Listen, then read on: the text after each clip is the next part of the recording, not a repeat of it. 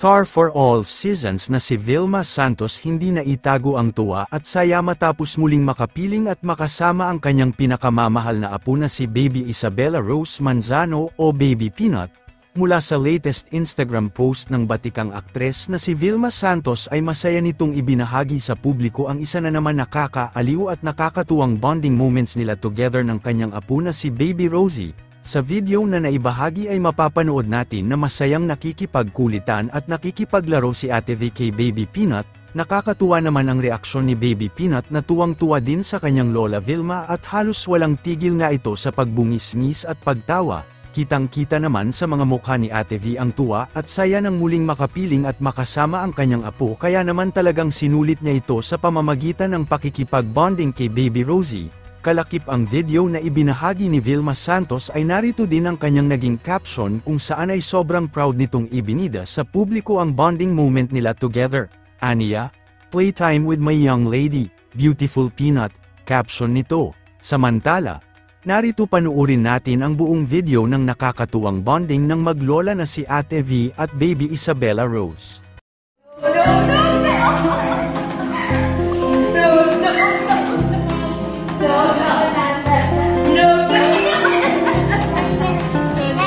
No, no, no, no.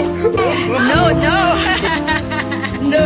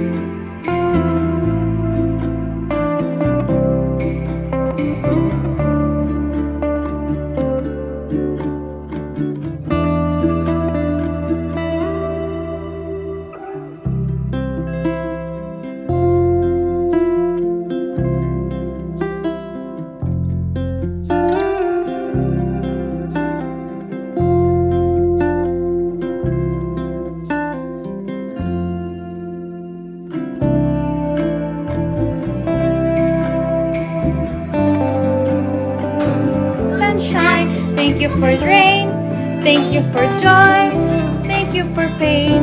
It's a beautiful day, yay, yay, yay, yay. Yay, yay. Yay, yay.